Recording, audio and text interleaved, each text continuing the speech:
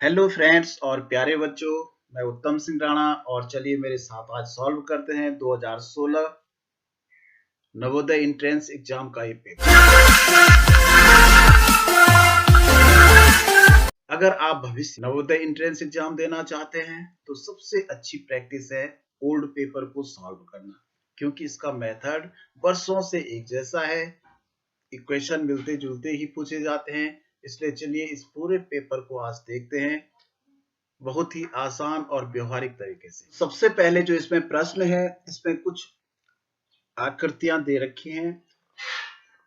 इन figures को मिलाकर के, इन टुकड़ों को मिलाकर के इनमें से कौन सी शेप बन रही है ये आपको बताना है। ठीक है, तो यहाँ देखिए ये 4 आकृतियां हैं, 3 त्रिभुज है, लेकिन इनकी शेप थोड़ा अलग है। ये 2 त्रिभुज अलग किस्म के हैं, ये अलग किस्म का है। और यहाँ पर देखिए ये पंचभुज है। अगर हम इसमें गौर से देखें तो इसमें तो कोई मैच नहीं कर रहा है। इसमें 3 त्रिभुज हैं, इसमें 2 ही त्रिभुज हैं, एक ये बहुत लंबा सा है और ये आकृति भी मैच नहीं कर रही। इसमें देखिए तो देखिए ये दोनों त्रिभुज जो नीचे वाले ट्रायंगल हैं, ये दोनों ये प्रतीत हो रहे हैं, और ये वाला ये ऊपर प्रतीत हो रहा है वाली शेप है, ये वाली है। बाकी किसी में ये मैच नहीं कर रही है, तो इसलिए आंसर बी।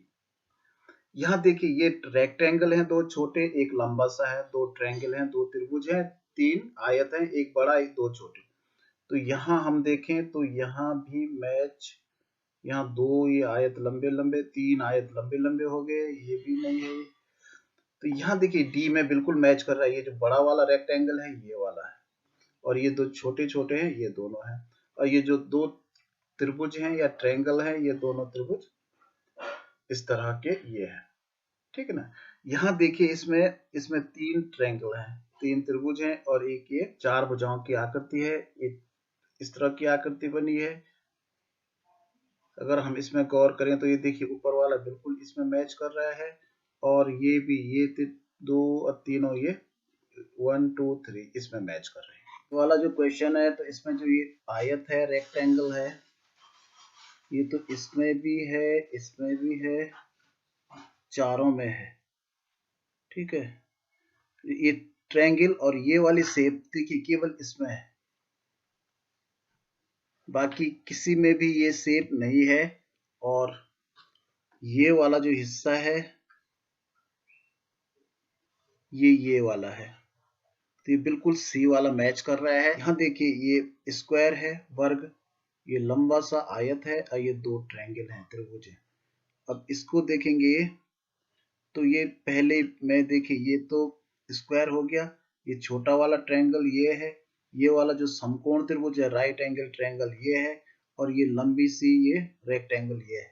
तो बिल्कुल ए में ही मैच कर रहा है। यहाँ एक आकृति दे रखी है प्रश्न में, इनमें से किसके अंदर यह आकृति छिपी है ये आपको बताना है। यहाँ देखिए एक लंबी लाइन ऐसे में इस तरह से जट का शेप बना रही है। यहाँ अगर हम देखें तो देखिए यहाँ पे इसको आगे होना चाहिए था, ये नहीं है, ये बहुत नीचे आ गया। यहाँ अगर हम देखें तो यहाँ भी मैच नहीं कर रहा है। इसमें अगर हम देखें तो ये वाली आकृति जो है ज्यादा बड़ी सी हो गई, और यहाँ देखें तो यहाँ से यहाँ तक देखिए ये और ये और ये बिल्कुल मैच कर रही है। ठीक है ना, तो आंसर डी होगा। इस तरह की शेप है, और देखिए इसमें ये जो पेंसिल सी बनी है इसमें तो है ही नहीं, इसमें पेंसिल की तरह है, और ये ऊपर और ये यहाँ पर ये सीधा है, लेकिन इसका ये तिरछा सा है इस तरह से। तो इस तरह से तिरछा जो है सी वाले में है, आंसर होगा सी। यहाँ देखिए ये इस तरह से बी जैसा बना हुआ है, तो इसमें अगर हम देखें तो इसमें तो ये मैच नहीं कर रहा है, इसमें भी मैच नहीं कर रहा है। इसमें देखेंगे तो देखिए ये वाली जो बीच की लाइन है ये आ गई, और ये इस तरह से ये मैच कर रहा है।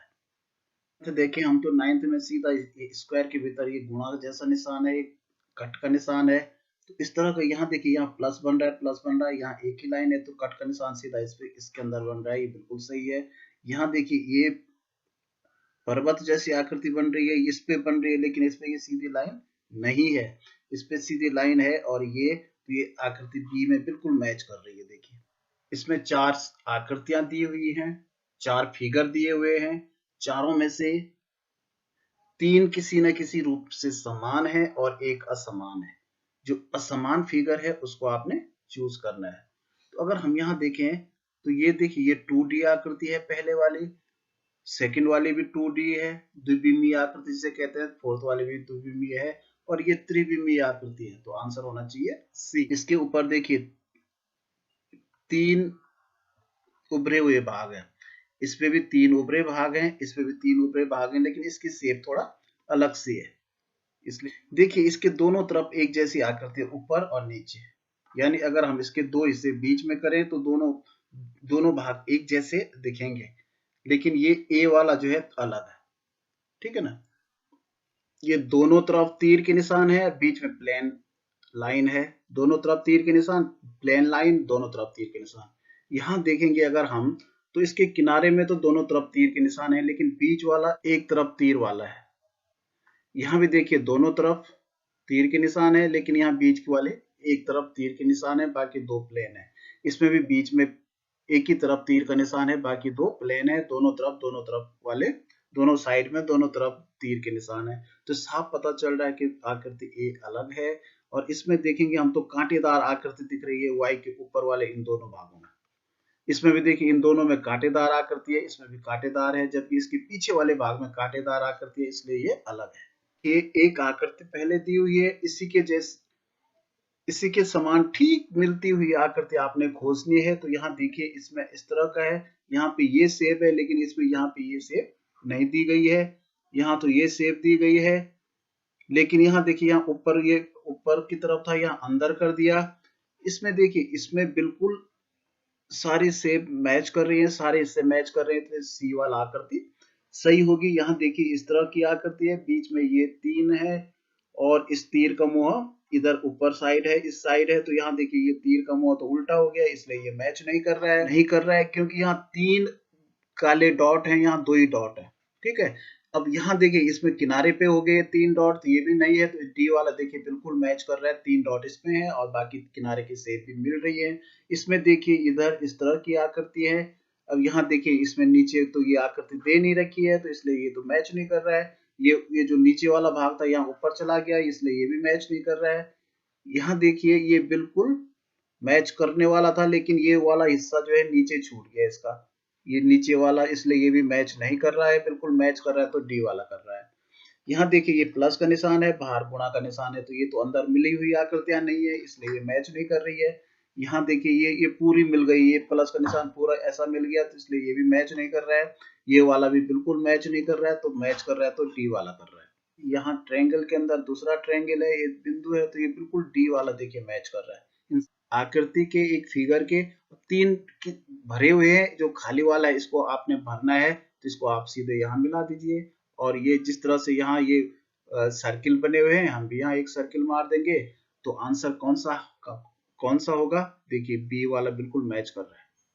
ठीक है ना, यहाँ जो है इसको जैसे पैटर्न बाहर है, यहाँ काला हो जाएगा और यहाँ जो है ऐसा हो जाएगा और यहाँ ऐसा हो जाएगा। तो ये वाली पतली लाइन है, ये मोटा वाला है, तो यहाँ ये तो मैच कर नहीं रहा है।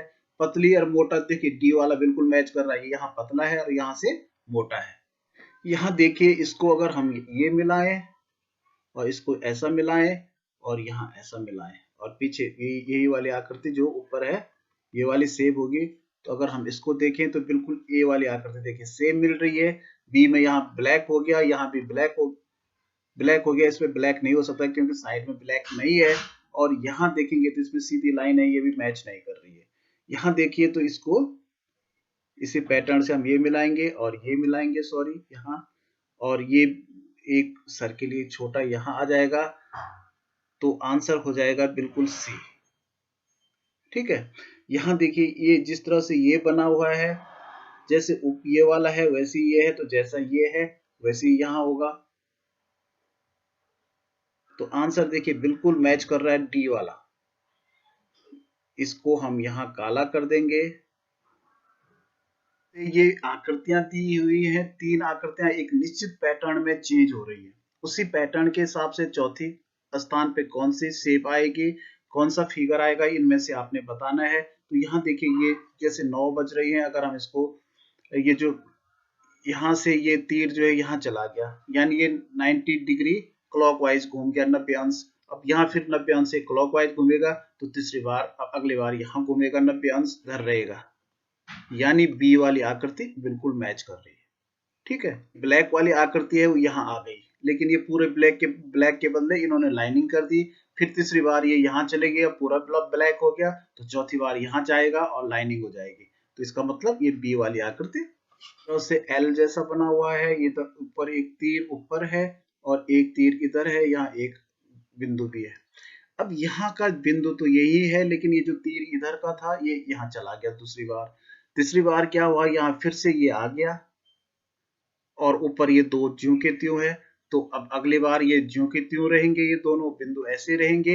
यहाँ क्योंकि दो बिंदु हो गए तो ये दो बिंदु ऐसे रहेंगे, और यहाँ दो की जगह ये वाला जो तीर है यहाँ चला जाएगा ऊपर। तो इसका मतलब सी वाली आकृति बिल्कुल नहीं। ये पूरा फ्लावर बना हुआ है, इसमें से यहाँ जो है ये दो वाले हिस्से कम हो गए,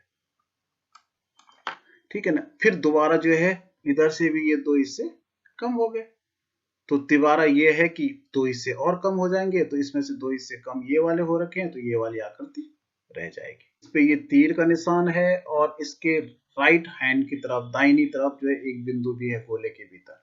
अब यहाँ देखिए तो ये तीर का निशान जो है इस कोने से यहाँ बीच में चला गया, ठीक है ना, यानी 45 डिग्री चला गया और ये दाहिनी तरफ है, बिल्कुल जो काली बिंदी है ये दाहिनी तरफ है।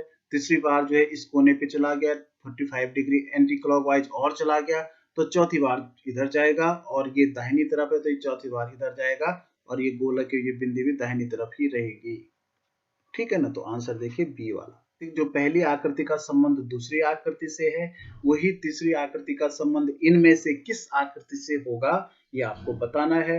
यहाँ देखिए इस तरह का एक आयत है, रेक्टेंगल है, और एक ये समांतर चतुर्भुज है।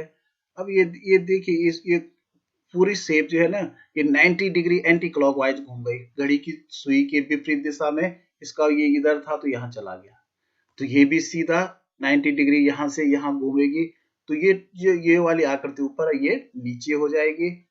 तो इस तरह से देखिए आकृति ए बिल्कुल मैच कर रही है। यहाँ देखिए ये प्लस का निशान था, यहाँ मल्टीपल हो गया, ठीक है ना।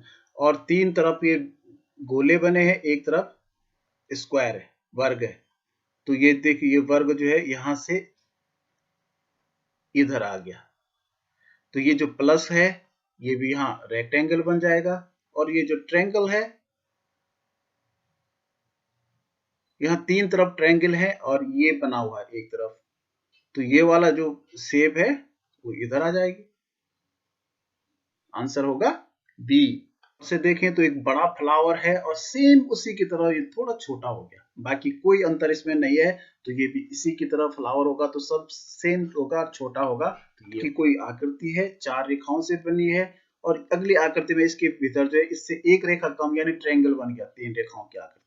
तो यहाँ जो ये 5 लाइन से बनी हुई आकृति है, तो इसके अंदर जो है अगली आकृति जो होगी वो 4 लाइन की होगी और ब्लैक हो जाएगी। तो इसका मतलब आंसर ए बांटा गया है, और यहाँ जो है ये पूरा आगे बढ़ गया इस तरह से इस आकृति में। तो यहाँ भी क्या हो जाएगा, इसके हिस्से बढ़ जाएंगे, तो इनमें से जो आकृति मैच करेगी ये तो इतने ज्यादा हिस्से तो होंगे नहीं, इसमें एक लाइन बढ़ जाएगी सी वाली। इन प्रश्नों में हमें क्या करना है कि एक ये फिगर दिया हुआ है लेकिन ये अधूरा है, इसका आधा हिस्सा गायब है। जो गायब वाला हिस्सा है इन चारों आकृतियों में से वो हिस्सा आपको छांटना है। स्क्वायर शेप में आते हैं, लेकिन कभी कभी जैसे जो पहला है, जैसे ये ट्रायंगल बनाना है, पूरा करना है, या ये सर्किल या वृत्त बनाना है, इस तरह के भी आ जाते हैं। तो जैसे इसको पूरा करना है तो ये इस तरह से हम अब देखिए ये नीचे वाली आकृति को हमने भूल जाना थोड़ी देर के लिए, इसको भूल जाइए। तो ऐसी कंडीशन में जो ऊपर वाली आकृति कौन सी मैच कर रही है इनमें से, देखिए तो ये वाला देखिए ये मैच कर रहा है। इसको ट्रायंगल को अगर हम देखें, इसको अगर हम आगे मिलाएं तो देखो एक छोटा सा ट्रायंगल बन रहा है, तो इसका मतलब ये वाला मैच कर रहा है, बाकी इन तीनों में से कोई भी मैच नहीं कर रहा है। इसको अगर हम सर्किल को पूरा करें, इसमें अगर हम देखें ऊपर वाला हिस्सा, तो इसका जो है एक तरफ ये लंबा है थोड़ा और इधर का छोटा है, लेकिन अगर हम इसकी लेंथ देखें तो ये थोड़ा ज्यादा ही चौड़ा हो गया यहाँ से यहाँ तक, इसलिए सी वाला बिल्कुल मैच करेगा जो ऊपर वाला भाग इसका है। अब पूरा स्क्वायर बनाते हैं, वर्ग बनाते हैं, तो ये देखिए, और यहाँ से ये, अब इसको आप नीचे वाले को भूल जाइए, इस वाले भाग को बिल्कुल भूल जाइए। अब देखिए इसमें से कौन सी आकृति मैच कर रही है, तो देखिए इस ये वाली आकृति डी वाली बिल्कुल मैच कर रही है।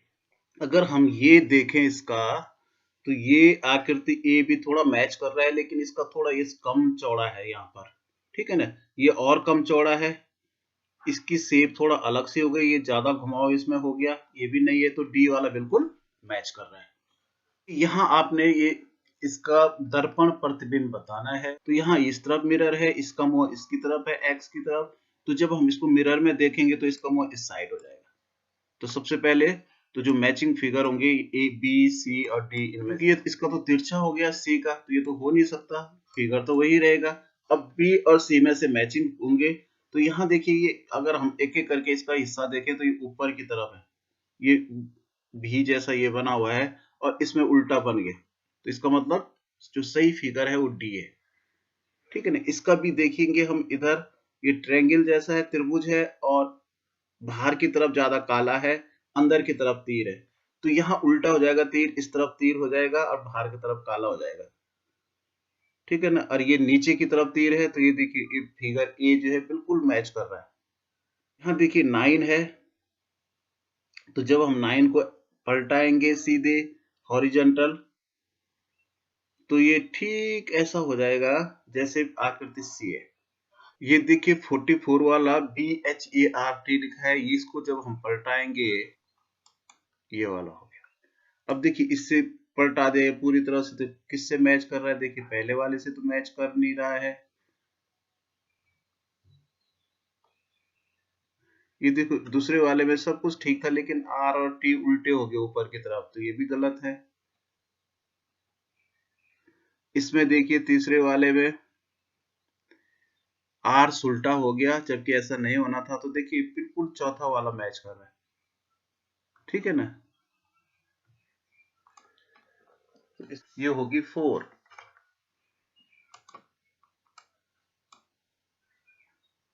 यहाँ देखिए ये त्रिभुज है, नीचे की तरफ ट्रायंगल है, और इसके बाहर की तरफ दो, एक प्लस का साइन है, एक कोने में प्लस है, इधर सर्किल है, इधर मल्टीप्लाई है, यानी गुणा का निशान है।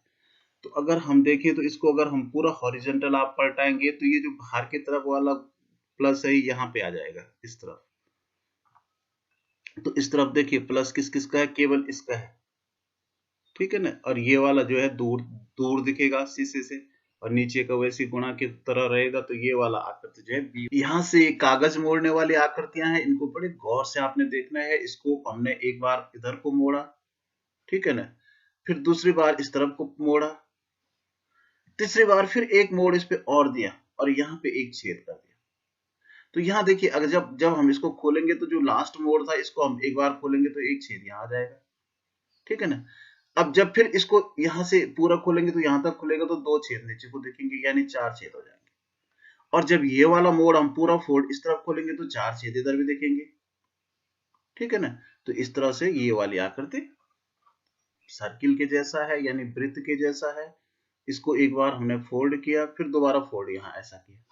अब इसके अंदर देखिए ये बना दिया ये वाली शेप। अब जब हम पहला फोल्ड, क्योंकि लास्ट वाला फोल्ड हमने यहाँ से किया था, इस फोल्ड को खोलेंगे तो यहाँ भी यही वाली शेप होगी, ये मंदिर यहाँ भी होगा। फिर जब यहाँ नीचे भी हम खोलेंगे तो दो मंदिर इधर भी होंगे, क्योंकि नीचे की तरफ हो जाएगा मुंह मंदिर, तो ये वाला होगा। अब यहाँ देखिए ये कागज बीच में नहीं मोड़ रखा है, एक किनारे से मोड़ा, यानी एक बार मोड़ा, दो बार मोड़ा, तीन बार, यानी इसके तीन हिस्से किए बराबर, ठीक है ना। अब फिर ये नीचे से ऊपर को यहाँ मोड़ दिया, देखिए यहाँ, तब इसको काटा इधर से ऐसा। अब जब हम खोलेंगे तो सबसे पहले नीचे वाला जो लास्ट में मोड़ा था इस हिस्से को खोलेंगे, तो यहाँ भी कटा हुआ मिलेगा। जब हम दूसरा हिस्सा खोलेंगे इसका, तो यहाँ ऐसे में कटा हुआ मिलेगा, और तीसरा हिस्सा खोलेंगे तो यहाँ भी कटा हुआ मिलेगा। इसका मतलब ये सी वाला शेप बन जाए। एक बार ऐसा मोड़ा बीच में, दोबारा ऐसा मोड़ा। आपको इन कागज मोड़ने में एक बात का ध्यान आपको रखना है कि जिस क्रम में हम मोड़ रहे हैं उसी क्रम में खुलेगा। इसको पलटाना नहीं है, दिमाग में बिल्कुल ऐसा रखना है कि जैसे हमने इधर को मोड़ा, फिर देखिए यहाँ से काटा, यहाँ से काटा, तो यहाँ से हमने खोला, तो ये जब खुलेगा इस तरफ का मोड़ पहले खुलेगा, तो ये वाली शेप जो है इधर भी बन जाएगी और ये वाली शेप इधर भी बन जाएगी और ये ऐसा हो जाएगा। अब जब ऊपर फिर एक एक पलटा, जो नीचे वाला पलटा हमने यहाँ से मोड़ा था, इसको खोलेंगे तो यही वाली शेप जो है इधर भी बन जाएगी। जैसे ऊपर दो शेप है, यहाँ नीचे भी आ जाएंगे। तो देख ऊपर वाली, तो देखिए सी वाला बिल्कुल मैच कर रहा है। कागज एक बार इस तरह से मोड़ा बीच में, फिर इसको एक फोल्ड और इधर दिया और यहाँ पे एक और फोल्ड दिया इस तरह से, ठीक है ना। अब इस तरह से इन्होंने तीन तरफ से इसको काट दिया, यहाँ यहाँ यहाँ खुलेगा तो ये थोड़ा नीचे आ जाएगा, ठीक है ना। ये वाली लाइन नीचे आ जाएंगी और ये वाला हिस्सा जो कटा हुआ इधर था ये यहाँ भी आ जाएगा। दोबारा ये वाला फोल्ड हमने किया था, इसको इधर को खोलेंगे तो ये हिस्सा फिर इधर भी जाएगा, ठीक है ना। और यहाँ ऊपर ये वाला ऐसा भी जाएगा, जो इधर कटा हुआ है ये इधर भी कटा होगा। और ठीक जब हम ये नीचे वाला पूरा फोल्ड खोलेंगे तो ये नीचे को भी कटा होगा ये वाला। तो इस तरह से मतलब ये आकृति डी वाला बिल्कुल मैच कर रहा है। चलिए अब मैथ्स करते हैं। मैथ्स में देखिए पहला प्रश्न इसमें है, चित्रालेख एक सप्ताह के 5 दिनों में बिकने वाली सेब की टोकरियों की संख्या दर्शाता है। लेकिन यहाँ पर दे रखा है कि एक स्टार जो है 10 टोकरियों को दर्शा रहा है। तो यहाँ साफ पता चल रहा है, यहाँ 3 स्टार है तो 30 हो गया, 30 हो गया। यहाँ 5 है तो 50 हो गया, 40, 50, 60, 70। अब ये कह रहा है यदि उसके पास 140 टोकरियां बची हैं, अभी भी उसके पास 140 टोकरियां और बची हैं, तो उसके पास प्रारंभ में कितनी टोकरियां थी। तो हम इन सबको जोड़ देंगे, 140 भी उसमें जोड़ देंगे क्योंकि 140 बच गई और यहाँ 30, 50, तो 350 टोकरियां थी। निम्नलिखित में से किसके पलड़े संतुलित हैं। संतुलित का मतलब इक्वल, बराबर। तो यहाँ देखिए 100 गुणा 10 है, 10 गुणा 100, यानी अगर हम 10 को 100 से मल्टीप्लाई करते हैं, गुणा करते हैं तो 1000 होता है। और यहाँ 10 दशांक 100, 10 गुणा 10 100 है। तो ये बराबर नहीं है, इक्वल नहीं है, तो ये संतुलित नहीं है। यहाँ देखिए अगर हम 10 से डिवाइड करेंगे इसको, तो जब हम किसी संख्या से डिवाइड करते हैं तो 0 0 तो कट गया, तो यहाँ 100 हो गया। यहाँ 50 से 50 100 हो गया। देखिए 50, 50 देन 50, तो इसका मतलब ये संतुलित है। इधर भी 100 है, इधर भी 100 है, दोनों तरफ वजन बराबर है, तो ये संतुलित है। इस पेपर में बहुत अच्छे प्रश्न हैं, इनको आप गौर से देखेंगे। यहाँ देखिए 5000 पर 8% वार्षिक ब्याज की दर से 3.5 वर्षों के साधारण ब्याज तथा 4000 पर 4.5% वार्षिक दर से 8 वर्षों के अंतराल का ब्याज का अंतर क्या है। तो पहले हमने इसका ब्याज निकालना है। तो साधारण ब्याज बराबर होता है SI यानी सिंपल इंटरेस्ट इक्वल टू मूलधन गुणा दर गुणा समय। तो मूलधन हो गया 5000 गुणा दर हो गया 8% गुणा समय हो गया 3.5 वर्ष। 3.5 वर्ष का मतलब 3 दूनी 6 1 7, 7/2 वर्ष, ठीक है। और यहाँ बटे 100, 100 इधर लिखिए चाहे इधर लिखिए, तो 2 जीरो कट गए और 2 चक्कू 8। अब इसको अगर हम गुणा करेंगे तो 50 का गुणा 4 से किया तो 200 आ गया, और 200 का गुणा हम 7 से करेंगे तो 7 दूनी 14, यानी 1400 आ गया। दूसरे का हम सिंपल इंटरेस्ट निकालेंगे तो 4000 का यहाँ 4.5% दर है, तो 4 दूनी 8 और 1 9, तो 4.5 का मतलब 9/2 और समय 8 वर्ष और बटे 100। यहाँ देखिए 2 जीरो कट गए, 2 जीरो कट गए, 2 कम 2, 2 चौको 8। अब यहाँ अगर इसका गुणा करेंगे तो 4 चौको 16 और 16 नमा 144, और ये जीरो ये आ गया। तो इसका ब्याज 1440 आया, इसको 1400 आया, तो इसमें से इसको माइनस कर दो, यानी 40 रुपए का अंतर होगा।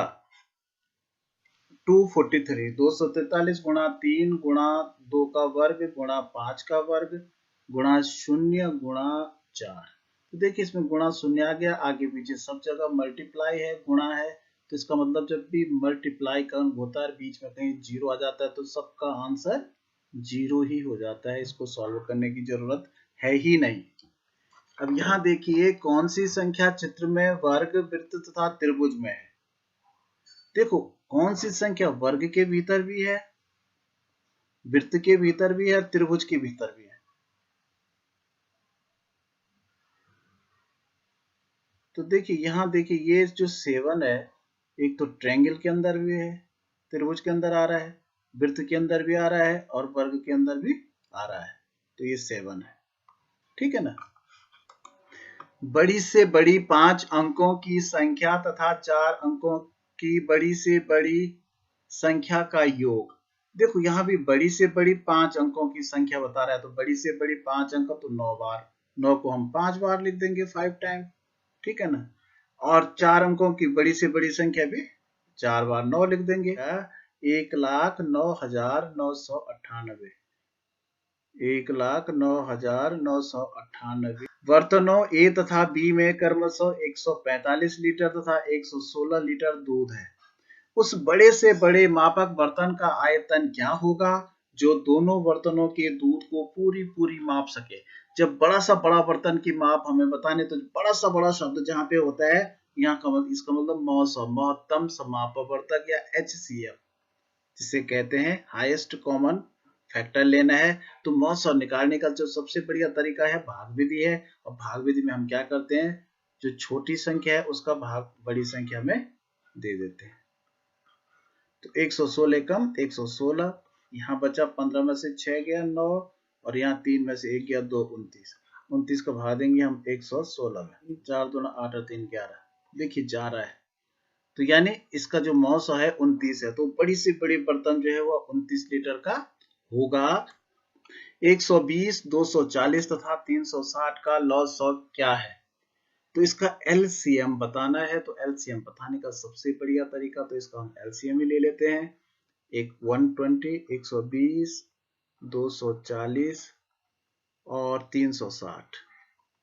तो ज्यादा बढ़िया हम पहले 5 से डिवाइड करें ताकि ये फटाफट थोड़ा छोटे जल्दी हो जाए। तो 5 दूनी 10 और 2 बचे 20 हुआ, 5 चौको 20, 5 चौको 20 और 40 हुआ, 5 अठा 40 और 5 सता 35, 10 5 दूनी 10। देखिए इतना छोटा हो गया। अब हम 2 से डिवाइड कर सकते हैं। 2 एकम 2, 2 दूनी 4, 2 दूनी 4, 2 चौको 8, 2 तिया 6, 2 छक्का 12, फिर 2 से, 2 छक्का 12, 2 एकम 2, 2 दूनी 4, 2 एकम 2, 2 अठा 16, फिर 2 से, 2 तिया 6, 2 छक्का 12, 2 नौ 18, फिर 2 से, 3 में नहीं जाता है, 2 तिया 6, फिर 9 में नहीं जाता है। अब इसमें 3 कहीं जाएगा, 3 एकम 3, 3 एकम 3, 3 तिया 9। तो देखिए ये भी अभाज्य संख्या बच गई, तो इन सब का मल्टीप्लाई कर दीजिए। 5 गुणा 2 और 1 0, तो यानी 720 इसका एलसीएम होगा। 144.144 को 12 से भाग दिया जाता है तो भागफल होगा। तो सबसे पहले 12 कम 12, यहाँ 2 बचा 24 हुआ, 12 दूनी 24। अब यहाँ देखिए ये दशमलव है, तो यहाँ कुछ नहीं बचा, तो ये दशमलव यहाँ चला गया। अब उतरने की बारी 1 की है। अब क्योंकि हम एक ही संख्या यहाँ से उतार सकते हैं, हम दूसरी संख्या को नहीं उतार सकते हैं, तो यहाँ भाग देना पड़ेगा, तो 0 बार देना पड़ेगा। तो यानी 12 0 का 0, अब 1 उतर गया, अब 4 उतरेगा, फिर 12 कम 12, अब फिर यहाँ 2 बचा, अब हम फिर 4 उतार सकते हैं, तो 12 दूनी 24। यानी जो उत्तर आया 12.012, तो 12.012 उत्तर होगा।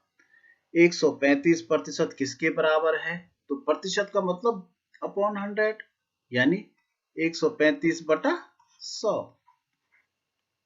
अब इसको आप काट सकते हैं, इसको 5 से काटेंगे तो 5 छक्का, सॉरी 5 दूनी 10, 3 5 7 35 और 5 दूनी 10, तो यानी 27/20 होगा। ठीक है ना। ए व्यक्ति ने 120 आम रुपए 4 प्रति आम की दर से खरीदे। इनमें 20 आम सड़ गए। देखिए, इसने खरीदे 120 आम, 4 रुपए का एक आम था, तो यानी कितने आम खरीदे? 120 गुणा 4, तो कितने के खरीदे होंगे? 0 और 12 चौको 48, यानी 480 रुपए के खरीदे 120 आम। लेकिन इसमें 20 आम सड़ गए, तो अब शेष आम कितने बच गए? 100 बच गए, क्योंकि 120 में से 20 तो सड़ गए। अब इसका मतलब 100 का क्रय मूल्य मान लेंगे हम इसको। शेष आमों को उसने 48 के 10 के भाव दर से बेचे। अब इसने जो बेचा 48 के 10, यानी 10 आम 48 रुपए के हैं, तो एक आम कितने का होगा? 48 के हम 10 भाग कर देंगे, 48 बटे 10 रुपए, यानी 10 का भाग देंगे, 4 रुपए से पैसा आएगा। लेकिन इसको भी इतना ही रहने दो, क्योंकि हमने तो 100 आम के निकालिए सीधा। 100 आम कितने के होंगे? ये तो एक आम के है, तो गुणा 100 हो जाएगा 100 आम। ठीक है ना? अभी 0 से 0 कट गया, तो ये 48 का गुणा 10 से होगा, तो 480, यानी खरीदे भी 480 में थे और बिके भी 480 में। क्यों? क्योंकि इसके 20 आम सड़ गए। तो इसको देखो, न कोई लाभ होगा न हानि होगी, जितने में खरीदा उतने में ही बेचा। किस वार्षिक दर प्रतिशत से 3650 का साधारण ब्याज 3 वर्ष के पश्चात इतना हो जाएगा? तो देखिए, मूलधन दे रखा है, तो यहाँ ब्याज भी दे रखा है, तो मूलधन गुणा दर, तो मूलधन हो गया 3650 गुणा दर हमें ज्ञात करनी है x, और गुणा समय 3 वर्ष बटे 100 बराबर साधारण ब्याज दे रखा है 1314। तो हमें x का मान ज्ञात करना है, तो यहाँ बराबर के इधर केवल x रखेंगे, बाकी ये 1314 अपनी जगह ऐसे रहेगा। ये पक्षांतर होगा, तो ये बराबर के आगे जाएगा तो गुणा 100 पर चला जाएगा। ये 3650 नीचे चला जाएगा, और ये गुणा 3 भी नीचे चला जाएगा। चलो पहले हम 5 से काटते हैं। 5 7 35 और 5 3 15, और ये 5 दूनी 10। अब यहाँ 3 से काटे, 3 एकम 3, 3 चक्कू 12, 1 11 हुआ, 3 3 9, 2 24 हुआ, 3 8 24, इतना हो गया। अब 10 से 73 एकम 73, और 73 को अगर हम 73 गुणा 6, तो 6 3 18 का 8 हासिल 1, और 6 से तो 42 और 1 43, 73 छक्का होते हैं 438, तो यहाँ 6 आ जाएगा। और 6 गुणा 2 यानी 12% की दर से एक आयताकार मैदान की लंबाई तथा चौड़ाई क्रमशः 3 से 1/4 मीटर तथा 2 से 3/4 मीटर है। उस मैदान के चारों ओर बाड़ लगाने का व्यय ₹2.5 2 से 1/2 प्रति मीटर की दर से क्या होगा? मीटर, यानी अगर हम इसको सीधा इसका सही हटा दें, तो 4 3 12 1 13, तो इसको 13/4 मीटर लिख दीजिए। और इसकी चौड़ाई ठीक 4 2 8 और 3 11, 11/4 मीटर लिख दीजिए। और इसमें तब ये, तो इसमें बाड़ लगाना, तो बाड़ कहाँ लगती है? इसके बाहर बाउंड्री पे लगती है। बाउंड्री का मतलब चारों तरफ लगेगी बाड़, तो इसका मतलब इसका क्या ज्ञात करेंगे? पेरीमीटर या परिमाप ज्ञात करेंगे। तो जो आयत का परिमाप होता है, परिमाप का सूत्र क्या होता है? लंबाई धन चौड़ाई। तो लंबाई हो गई 13/4, धन चौड़ाई हो गई 11/4, और गुणा 2 होता है। तो इसको आप जोड़िए, तो 11 और 13 जोड़ के 24 हो गया, 24/4, और गुणा सीधा गुणा 2 कर दो। तो देखिए, 2 4 एकम 4, 4 छक्का 24, यानी 6 दूनी 12 मीटर हो गया। इसका जो परिमाप निकला वो निकला 12 मीटर। अब क्योंकि बाड़ लगाने का जो व्यय है ₹2.5 2 से 1/2 प्रति मीटर की दर से, यानी 12 का गुणा हम क्या करेंगे? इतने रुपए से कर दो। आप चाहे इसको सही हटा दो, 2 दूनी 4 और 1 5, 5/2 रुपए, 5/2 रुपए, तो 2 एकम 2, 2 छक्का 12, तो 6 पंजे 30, तो केवल 30 रुपए का खर्चा आएगा इसकी बाहर बाउंड्री कराने पे। यदि 12,276 भागा 1.55 का मान इतना है, ठीक है ना। तो इसमें अगर हम इसका भाग देंगे तो मान कितना होगा? तो देखिए, अगर इसमें हमने इसका भाग दिया तो इतना उत्तर आया। अब जो है भाग इसी संख्या से दिया जा रहा है इसमें, तो इसमें भी अगर हम इसका भाग देते हैं 12 2 7 6 में, अगर हम डिवाइड करते 7 9 2 0 का, तो इसका उत्तर ये आता फिर। ठीक है ना, क्योंकि इसका भाग इसमें देके 1.55 का भाग इसमें देके जब उत्तर ये आया, तो अगर हम उत्तर का ही भाग इसमें दे दें तो फिर जो 1.55 ही उत्तर आएगा।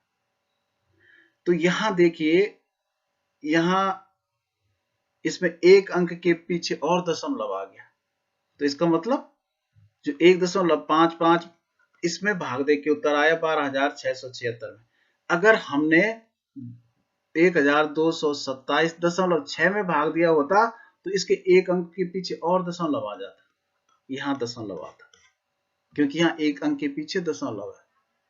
ठीक है ना, तो इसका मतलब उत्तर होगा ये वाला। ये वाला प्रश्न है 2 का वर्ग 3 की घात 2 की घात 3 2 की घात 4 और 2 की घात 5 का मान होगा। तो पहले हम इसको सॉल्व करेंगे तो 2 का वर्ग 2 दूनी 4 हो गया। ठीक है ना, प्लस 2 की घात 3 है तो यानी 2 दूनी 4 और 4 दूनी 8 हो गया। 2 की घात 4 है तो 2 दूनी 4 4 दूनी 8 8 दूनी 16। यहाँ 2 की घात 5 है तो 16 दूनी 32 और हो गया। 16 4 घात तक तो 16 हुआ, एक घात और हो गई तो गुणा 2 हो गया, तो 16 दूनी 32। इन सबको जोड़ेंगे तो 6 2 8 और 8 16 और 4 20 का 0, 3 2 5 और 1 6 60 होगा। इस पैटर्न को हमने आगे बढ़ाना है और 3 पद बताने हैं। तो यहाँ देखिए, अगर 2 4 9 16 को हम देखेंगे तो ये 2 का वर्ग है, ये 3 का वर्ग है, ये 4 का वर्ग है, तो 5 का वर्ग आएगा, 6 का वर्ग आएगा, 7 का वर्ग आएगा, यानी 25 आएगा, 6 का वर्ग 36 आएगा और 7 का वर्ग 49 या 49 आएगा। पर मैच कर रहा है।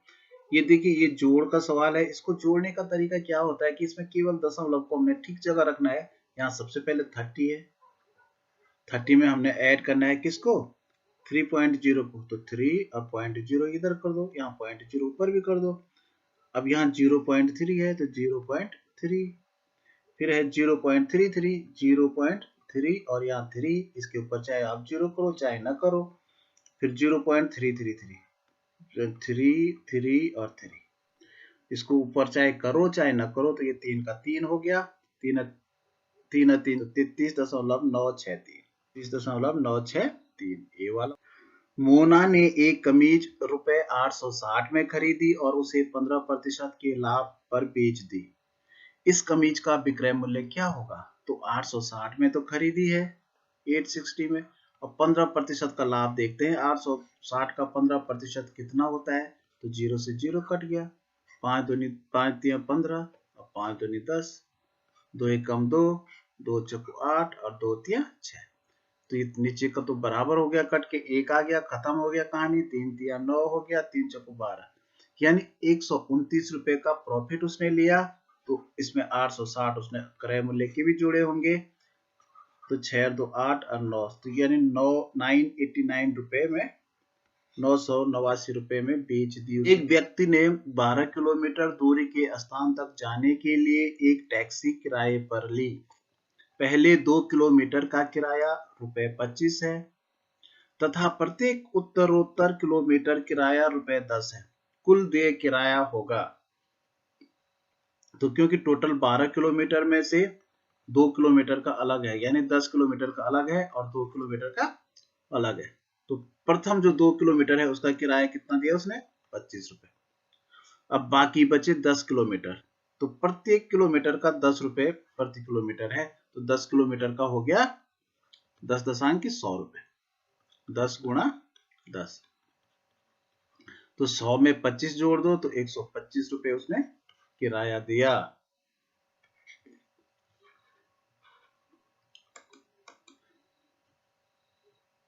चार आदमी अथवा 6 औरतें एक कार्य को 16 दिन में कर सकते हैं।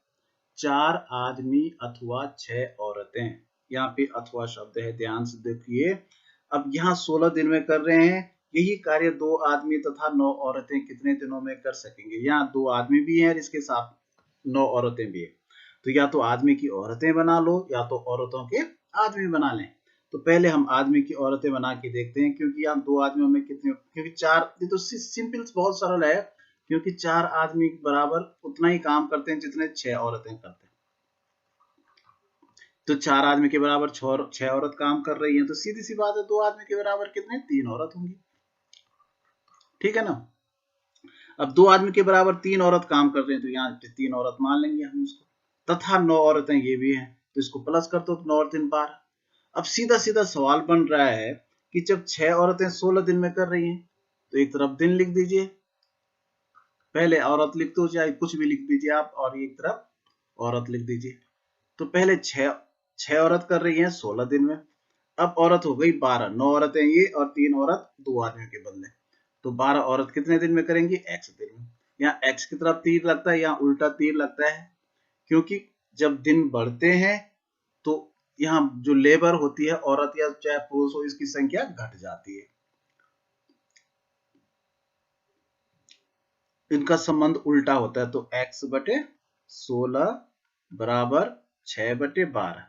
अब ये 16 हम पक्षांतर करेंगे तो गुणा 16 यहाँ चला जाएगा, तो 6 कम 6, 6 दूनी 12, अब 2 कम 2, 2 8 16, यानी 8 दिन में करेंगी। ये तो वैसे ही मौखिक सवाल था, क्योंकि जब 6 औरतें 16 दिन में कर रही हैं, तो यहाँ औरत दुगना हो गई, 12 हो गई, तो यहाँ दिन आधे हो जाएंगे 8। ठीक है, तो 8 दिन में। किसी प्राकृतिक संख्या n के लिए निम्न में से कौन सा सत्य है? ये वाला जो निशान है बड़ी संख्या दर्शाता है, तथा ये वाला छोटी संख्या दर्शाता है। यानी जैसे n स्क्वायर बड़ा है n क्यूब से, यानी n का वर्ग बड़ा है n की घात 3 से, तो यहाँ पे ये हो ही नहीं सकता। n माना कोई संख्या आप ले लो, n का मतलब सपोज 2 ले लो, तो 2 का स्क्वायर कितना हो गया, 2 दूनी 4, अब 2 का घात 3 कितना हो गया, 2 दूनी 4, 4 दूनी 8। ठीक है ना, 2 का घन। अब मतलब ये वाली बड़ा, ये वाला छोटा तो है नहीं, यहाँ ये वाला निशान होता तब सही था।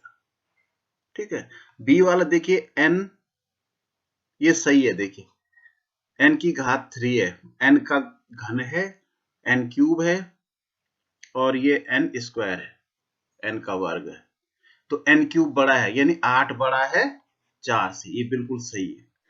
पारुल ने संतरे के जूस की 9 बड़ी बोतलें खरीदी, प्रत्येक बोतल में 750 मिलीलीटर जूस है, कुल मिलाकर कितने लीटर जूस उसके पास है? क्योंकि 750 एक बोतल में है, मिलीलीटर ml, तो 9 बोतल में कितना होगा, इसको 9 से मल्टीप्लाई कर दीजिए, 9 0 का 0, 9 5 45 का 5, हासिल 4, 9 7 63, और 63 में 4 जोड़ के 67, यानी 6750 मिलीलीटर आया। तो क्योंकि 1 लीटर में 1000 मिलीलीटर होते हैं, तो 1000 से अगर हम इसको भाग देंगे तो 6 लीटर अलग आ जाएगा और 750 मिलीलीटर बच जाएगा।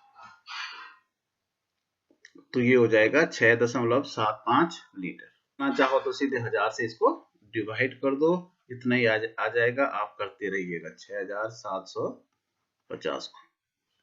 दंड आरेख एक विद्यार्थी के प्रत्येक विषयों में प्राप्त अंक दर्शाता है, उसे सभी विषयों में कुल कितने अंक प्राप्त हुए? क्योंकि हमने सभी विषयों के अंक बताने हैं, तो अगर हम पहले चले उस पे, सबसे पहले इंग्लिश में है, तो यहाँ देखिए 20 तक है ये लाइन, तो इंग्लिश में 20 हो गए। अंग्रेजी में देखिए यहाँ पे तक है, तो 30 पे ये लाइन, तो 30 हो गए। हिंदी में, गणित में देखिए यहाँ ऊपर 50 में से 50 आए, विज्ञान में देखिए इसके 40 आए, और ये सामाजिक विज्ञान में देखिए 30 आए। तो ये हो गए 1 2 3 4 5, 1 2 3 4 5, इन सबको जोड़ दो, और 3 15 2 17, 170 नंबर उसकी टोटल। इस तरह से ये कोष्ठ के भीतर दी गई संख्या है, और यहाँ का है 3/5, फिर डिवाइड है 1 सही 2/3 गुणा 1 सही 1/4 1/3। तो इसको हम सरल करेंगे, देखिए सबसे पहले हम कोष्ठ के भीतर का ही सॉल्व कर देते हैं। तो यहाँ देखिए 3 है, यहाँ 9 है, तो क्योंकि बीच में प्लस का सवाल है, जोड़ का है, तो यहाँ बराबर होने जरूरी है हर। तो इसको 3 से मल्टीप्लाई करेंगे, गुणा करेंगे, तो 3 दूना 6 और नीचे 9 हो गया, तो दोनों के बदले नीचे तो 9 आ गया, ऊपर ये 6 है, धन 4, 3 10/9 आ गया। ठीक है ना। अब का है, इसको का को हम ऐसे ही रखेंगे क्योंकि हमने सबसे पहले का हल करना है। 3/5। अब इसको देखो, यहाँ डिवाइड है तो भाग में डिवाइड नहीं होता है भाई, कि भिन्न के सवालों में हम भाग का सवाल नहीं करते हैं, इस डिवाइड को हम गुणा में चेंज करते हैं, आगे वाले को उल्टा कर देते हैं। तो इसको देखो, अगर हम इसको विषम भिन्न में बदलें तो 3 एकम 3 और 2 5, तो ये क्योंकि 5/3 इसका मान हुआ, तो ये हम उल्टा कर देंगे क्योंकि हमने भाग की जगह गुणा कर दिया है, तो ये हो जाएगा 3/5। फिर गुणा, इसको हम ऐसे करेंगे, 4 एकम 4 1 5, 5/4 ऋण 1/3। ये बड़ा पोस्ट में बंद है पूरा। अब हम का वाला करेंगे पोर्शन, तो का का मतलब गुणा हो गया, तो इसको आप काटना चाहें तो 3 एकम 3 और 3 तिया 9। यहाँ देखिए ये 5 से कट रहा है, 5 एकम 5, 5 दूनी 10, तो ये 2 एकम 2 हो गया, 2 बटे और नीचे 3 एकम 3 बच गया। ठीक है ना। गुणा 3/5 गुणा 5/4 ऋण 1/3। अब क्योंकि ये गुणा है तो गुणा हम काट सकते हैं, देखिए 5 से 5 कट गया, यहाँ 2 एकम 2 और 2 दूनी 4, यहाँ देखिए 3 से 3 कट गया, तो यहाँ केवल ऊपर कुछ नहीं बचा, एक ही बचा, एक यहाँ भी एक बचा, यहाँ भी एक है, नीचे यहाँ भी, तो एक ऊपर सारा गुणा किया तो 1 बटे, नीचे 2 गुणा किया तो 2 एकम 2, 1/2 ऋण 1/3। अब देखो इसको नीचे बराबर करने के लिए जो है, इसको हम 6 बनाएंगे तो 3 से मल्टीप्लाई करेंगे, इसको 2 से मल्टीप्लाई करेंगे, तो ये हो जाएगा 3 एकम 3, 3 और 3 दूनी 6, 3/6 ऋण 2/6। तो इसको अगर हम घटाएंगे तो 3 में से 2 गया 1, तो 1/6 उत्तर। तो ये उत्तर इसमें था। एक जुराब के जोड़ों का मूल्य एक टोपी के मूल्य का दुगना है। तो क्योंकि टोपी के मूल्य का दुगना है, तो मैंने टोपी का मूल्य मान लिया, टोपी x हो गया, x रुपए की, तो जुराब कितने के हो जाएंगे, दुगना है तो 2x। ठीक है ना। यदि 5 जुराब के जोड़ों का मूल्य इतना है, अच्छा यहाँ पे तो ठीक है, इसको करने की जरूरत ही नहीं है, ठीक है ना, क्योंकि 5 जोड़ों का मूल्य दे रखा है, तो एक जोड़े का मूल्य बड़ी आसानी से निकल जाएगा, एक जोड़ा जुराब, क्योंकि 5 जोड़ों का मूल्य 1250 है, तो यहाँ इसमें हम 5 से डिवाइड कर देंगे, आप कैसे भी कर दो, 5 एकम 5, अब यहाँ देखो 12 में भाग दिया तो 5 दूनी 10, 2 25 हुआ, 5 5 25 और 0 में 0 बार, यानी एक जोड़ा जुराब जो है 250 रुपए का है। तो 2 जोड़े जुराब तथा 4 टोपियों का मूल्य, तो 2 जोड़े जुराब का मूल्य पहले कितना होगा, गुणा 2, यानी 500 हो जाएगा। अच्छा, इसका जो टोपी का मूल्य, इसका जुराब का मूल्य दुगना है, तो टोपी का मूल्य इसका आधा होगा, आधे का मतलब 250 का आधा,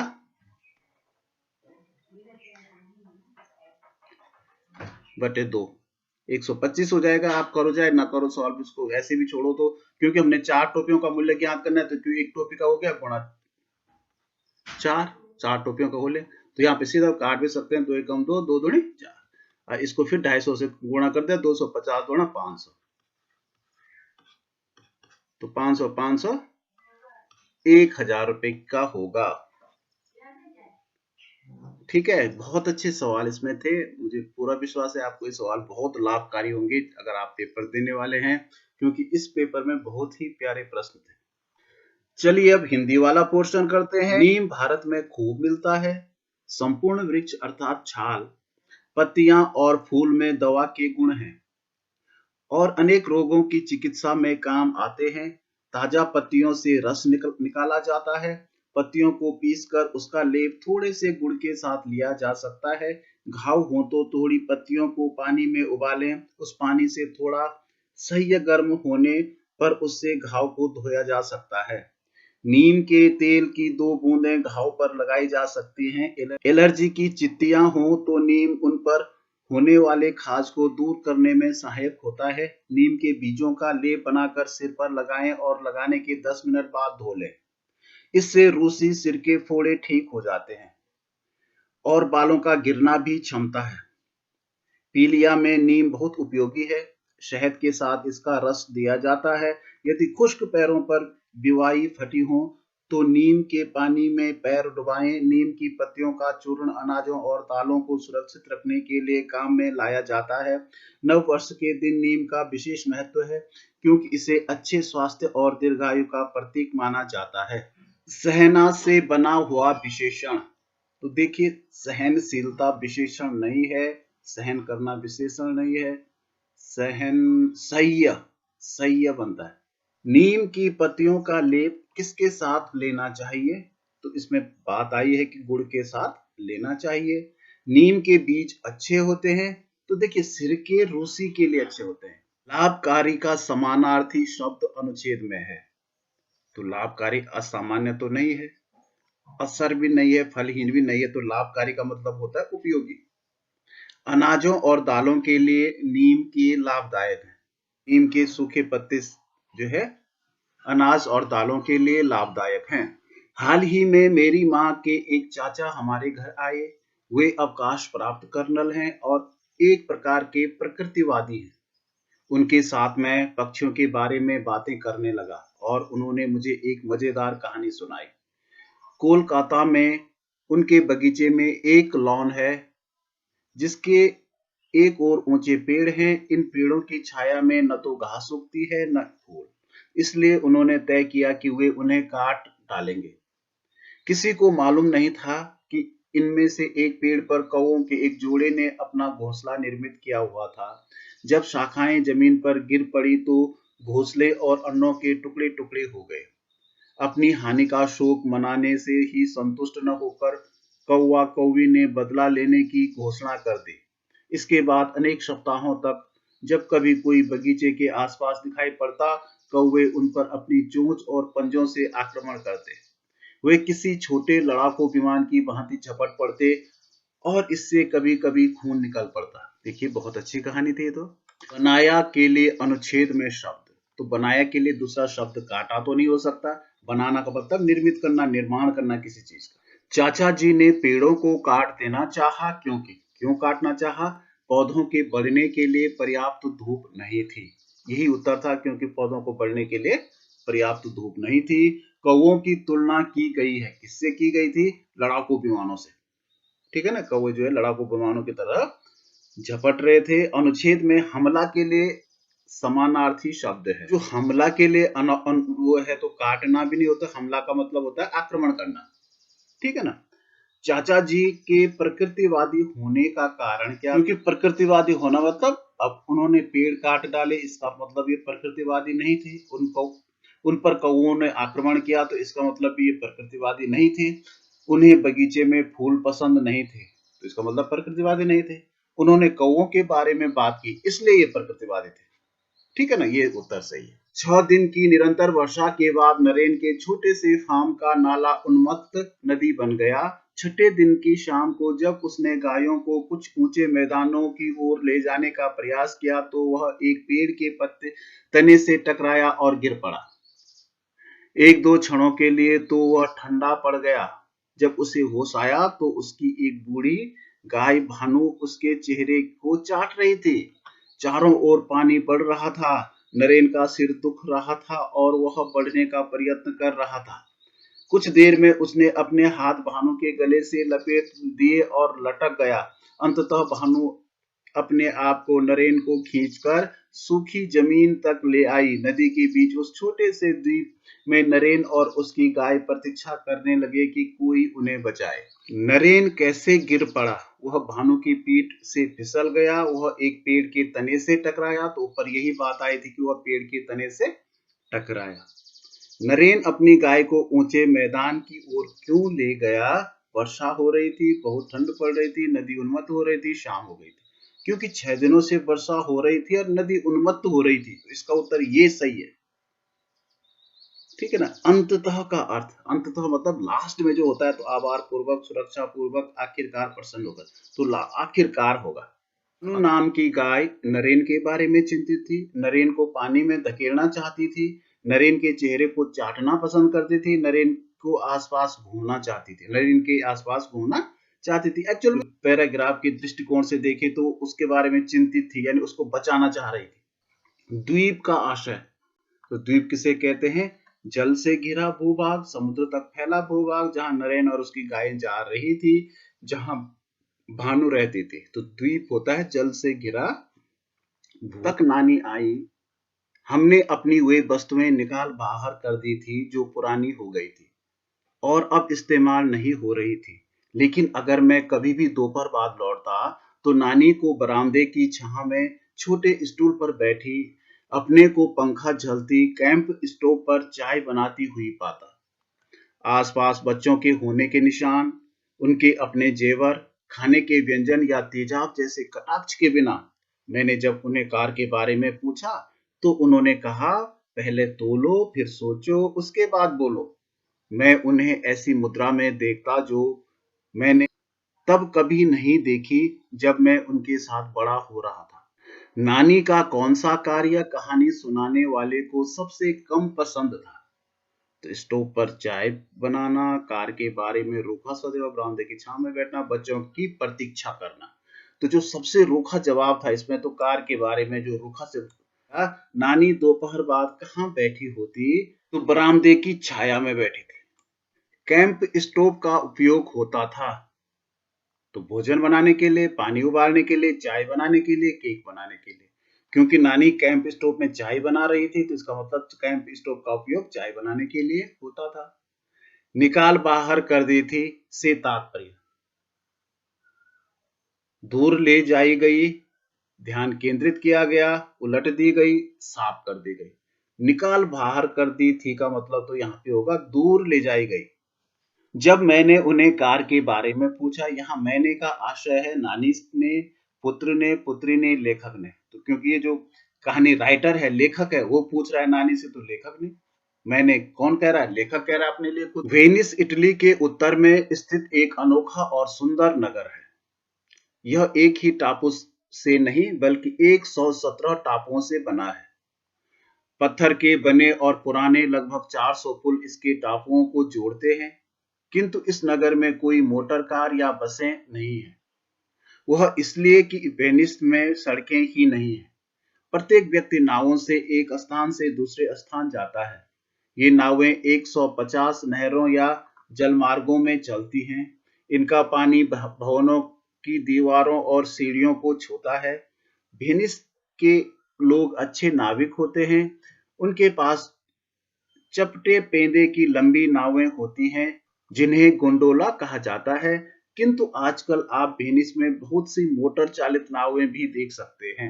वेनिस में सड़कें नहीं हैं क्योंकि छोटे छोटे टापू हैं। देखो ये बहुत अच्छा प्रश्न है, क्योंकि ये नाव से जाना जरूरी है। इसमें एक नहीं 117 टापू हैं, तो यही कारण हो सकता है क्योंकि अलग अलग टापू हैं 117, तो सड़कों से ज्यादा यहाँ नावों से काम होता है। यहाँ 150 नहरें हैं, पानी भवनों की दीवारों और सीढ़ियों को छूता है, तो ये कार्य, ये वाला जो है बिल्कुल सही आंसर है। वेनिस नगर की प्राकृतिक बनावट के बारे में अनोखा क्या है? अनोखा, यहाँ इसमें नावें हैं, कारें नहीं। ये तो प्राकृतिक बनावट के बारे में नहीं है। इसमें पत्थर के बने 400 पुराने पुल हैं। इसमें 117 टापू हैं। इसमें सड़कें नहीं हैं। तो अगर हम प्राकृतिक बनावट की बात करते हैं, प्राकृतिक यानी जो ईश्वर ने बनाया, जो अपने आप बना, तो इसके हिसाब से 400 पुल तो लोगों ने बनाए। तो प्राकृतिक बनावट के हिसाब से जो अनोखा तथ्य है ये है कि इसमें 117 टापू हैं। वेनिस में मोटर कार या बसें क्यों नहीं है? क्योंकि यहाँ टापू है, यहाँ सड़कें नहीं हैं, इसलिए यहाँ कार या बसें नहीं है। वेनिस में लोग कैसे सफर करते हैं? मोटर कार से, बसों से, ट्रेनों से, नावों से। तो अभी बात आई वेनिस के लोग कैसे सफर करते हैं? नाव से। कौन सा शब्द अनुच्छेद में प्रयुक्त बहुत सी का विपरीतार्थक? विपरीतार्थक का मतलब विलोम शब्द, अपोजिट। तो बहुत सी का अनेक तो नहीं होगा, कोई, कम, पर्याप्त। तो बहुत सी का होगा कम, ठीक है ना। तो ये इसका विलोम होगा। तो मुझे पूरा विश्वास है कि ये पेपर आपके लिए बहुत लाभदायक सिद्ध हुआ होगा। और अगर आपको अच्छा लगे तो इसको लाइक जरूर कीजिएगा, चैनल को सब्सक्राइब जरूर कीजिएगा और साथ ही इसे शेयर भी कीजिएगा ताकि सभी बच्चों के पास ये पेपर पहुंच पाए। Okay bye.